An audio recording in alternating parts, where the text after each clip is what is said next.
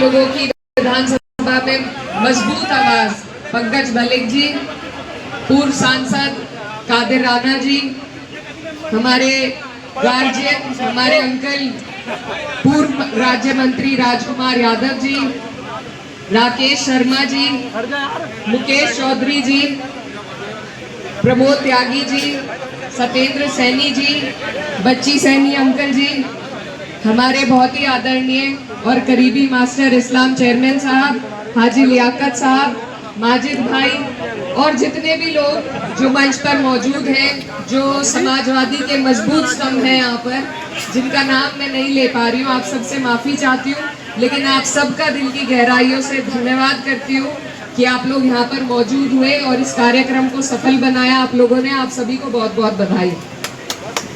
आज जिस विषय में हम लोग यहाँ इकट्ठा हुए हैं वो इतना गंभीर विषय है कि आज हमारा जो संविधान है, आज के दिन आरक्षण मिला था, लेकिन कुछ लोग जो सत्ता में बैठे हैं, जो सरकार में बैठे हैं, वो रोज कोई ना कोई ऐसी योजना को लेकर आ रहे हैं जिससे संविधान की ताकत को कमजोर कर सके। कभी सामने से प्रयास होता है, कभी पीछे से प्रयास होता है।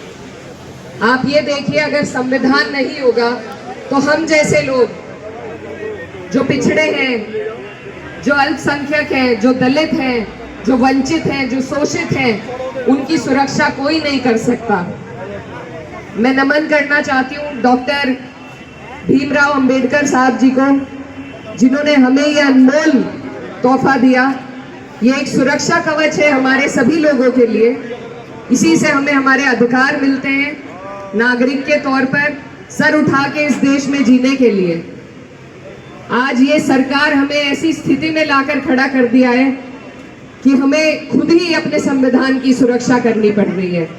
जो चीज हमारे लिए सुरक्षा कवच के तौर पर बनाई गई थी, उसकी सुरक्षा का दायित्व भी आज हमारे ऊपर डाल दिया है ये ऐसी बेईमान सरकार है। तो इस सरकार को, इसकी नीयत को हमें करारा जवाब देना है। ये आज हम और आप सब मिलकर यहाँ से संकल्प करते हैं, क्योंकि जब तक हम बदलाव नहीं करेंगे, जब तक हम इस सरकार को नहीं बदलेंगे, तब तक ये इसी तरह के नियम लाती रहेगी। आज हमसे, हमारा जो बिहार के हमारे भाई हैं, उनसे उनके वोटों का अधिकार छीना जा रहा है। ये SIR नहीं है, ये बैकडोर की NRC है, जिससे ऐसे लोगों को जिनके पास कागज नहीं है, यहाँ पर सभी लोग ग्रामीण क्षेत्र से भी ताल्लुक रखते हैं। कितने लोग हैं जिनके पास अपने घरों के कागज वहाँ मिलेंगे, या बिजली के बिल मिलेंगे, या पुराने हमारे बाप दादा के टाइम में कहाँ बर्थ सर्टिफिकेट बनते थे। कभी कभी जब म्यूनिसिपैलिटी में आग लग जाती थी तो सारे रजिस्टर वहीं खत्म हो जाते थे। तो आज वो लोग कहाँ से कागज दिखाएंगे। और मुझसे पहले वक्ताओं ने कहा कि जो 60 लाख 55 लाख लोग जिनका नाम निकाला जा रहा है, अगर इतने लोग बाहर से आकर बसे थे इस देश में, तो पहले सरकार क्यों आंखें बंद करे बैठी हुई थी। अब चुनाव से सिर्फ 2 महीने पहले उनके खुद के अपने मंत्री का कहना है, बिहार से जो है, मैं नाम नहीं लूंगी लेकिन आप लोग सब उनका बयान समझ सकते हैं, वो कह रहे मुझे ही नहीं अपने कागज मिल रहे। तो जो लोग सत्ता में बैठे हैं, जो सिस्टम में बैठे हैं, जब वही अपने कागज नहीं ला पा रहे, तो आप और हम और जो अंतिम कड़ी में खड़ा हुआ व्यक्ति है, वो कहां से अपने कागज ला कर देगा। तो ये और कुछ नहीं है, ये सिर्फ और सिर्फ आपको और हमें हमारे वोट के अधिकार से दूर करना चाहते हैं। उत्तर प्रदेश की अगर बात करें तो जो स्कूल के मर्जर का नियम सरकार लाई है, गरीब आज ना अपने बच्चे पढ़ा सकता है, ना अपने बीमार का इलाज करा सकता है, ना बिजली की समस्या इतनी बड़ी है, लेकिन सरकार को किसी की नहीं पड़ी है।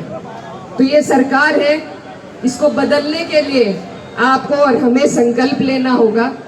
कई चुनाव होते हैं, ये मुजफ्फरनगर की धरती मेरे वालिद साहब की कर्म भूमि रही है, और इसीलिए यहाँ मेरा कई बार बार आना होता है, क्योंकि आप लोगों से जो लगाव है वो बहुत पुराना है। आप लोगों ने ऐसे वक्त में मेरे वालिद साहब को यहाँ से जिताया था जब टीवी वाले भी दावा करते थे कि 4थे नंबर पर रहेंगे। तो मैं उसके लिए भी आपका धन्यवाद करना चाहती हूँ कि आप लोगों ने यहाँ से उन्हें जिताकर संसद में भेजा। उन्हें अपनी सेवा करने का मौका दिया, इसका एहसान मैं कभी नहीं भूल पाऊंगी। लेकिन आपसे ये जो लगाव की डोर है ये तभी से बंधी हुई है।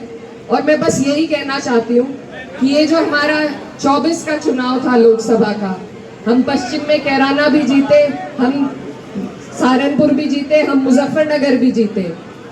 और ये जीत आप सबकी है। और आपको आत्मविश्वास दिलाने के लिए मैं ये आई हूँ कि यहाँ पर सिर्फ हमारे भले ही एक ही विधायक हो पंकज भैया, लेकिन भाजपा का भी एक ही विधायक है।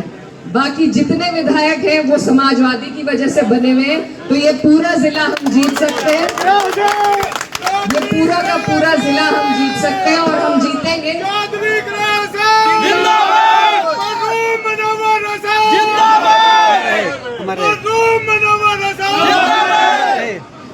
हमारा जो जिला है इसमें 6 सीटें हैं, समीकरण सब आपके सामने है।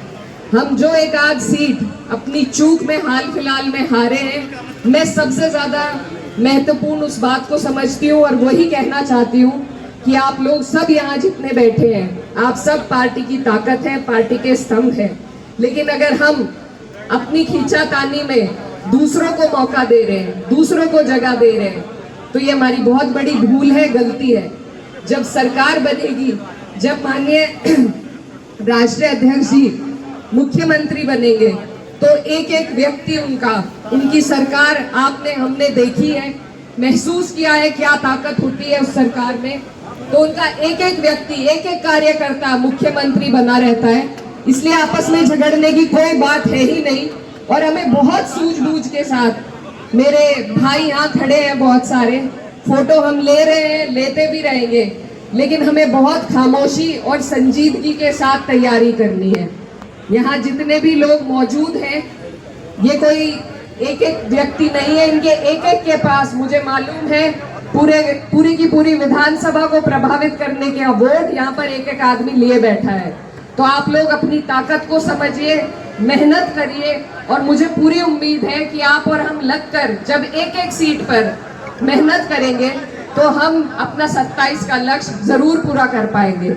लेकिन उसमें हमें सोच बड़ी रखनी है, दिल बड़ा रखना है कि मेरी सीट मैं जीत लूं, अगली कोई हार जाए, ऐसे काम नहीं चलेगा। ये 2 बार से इसी वजह से हम हार रहे हैं। पिछली बार के अगर हम आंकड़े उठाकर देखेंगे तो बहुत कम वोट, कई सीटों पे 100, 150, 350 वोटों से हम हारे हैं। तो हम जितने लोग यहाँ मौजूद हैं, सभी को ये कोशिश, ये मेहनत करनी होगी कि हम अपने लोगों को संगठित करें। टिकट चाहे किसी का भी हो, चुनाव चाहे कोई भी लड़े, आपका हमारा लक्ष्य होना चाहिए सरकार बनाना। क्योंकि अगर इन्हीं बेईमानों की सरकार रही तो आप और हम इसी तरीके से परेशान रहेंगे।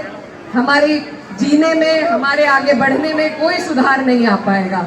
तो हमें समझदारी करनी होगी और सिर्फ सड़कों पर उतरकर समझदारी नहीं होती, एक एक वोट को जोड़ के, एक एक आदमी को मनाकर तब जाकर हम सरकार तक पहुंच पाएंगे।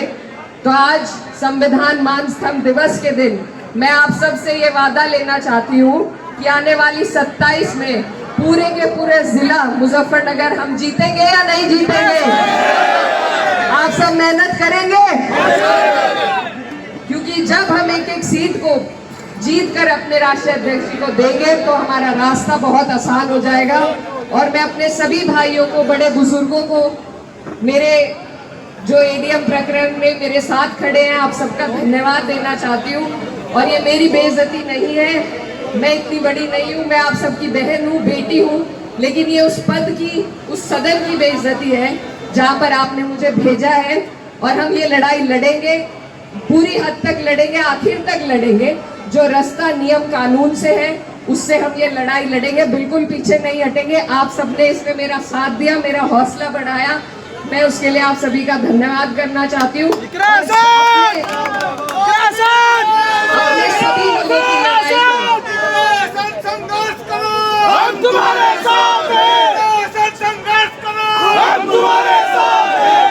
ऐसे बहुत मामले होते रहते हैं और होते भी रहेंगे, लेकिन हम अपनी लड़ाई में, आप लोगों की लड़ाई में कभी किसी के आगे ना तो झुकेंगे ना डरेंगे। मैं जिनकी बेटी हूँ उनसे मुझे ये सीख नहीं मिली कि हम किसी से डरें या झुकें, लेकिन हम नियम से, जैसा पंकज भैया कह रहे थे कि हम लड़ना भी जानते हैं और पढ़ना भी जानते हैं, तो हम अपनी कलम की ताकत से लड़ाई लड़ेंगे और अंत तक की लड़ाई लड़कर इन्हें दिखाएंगे और जीतेंगे भी। बस आप लोगों का साथ इसी तरीके से बना रहे और इसी तरीके से जैसे आज आप इकट्ठा हुए हैं, इस परिवार को, इस खूबसूरत गुलदस्ते को संजो कर रखे और 27 में हम अपने साथ हुई एक एक नाइंसाफी का जवाब देंगे, वोट की ताकत से देंगे और सारी सीटें जिता कर देंगे। जय समाजवाद, जय हिंद। संघर्ष करो।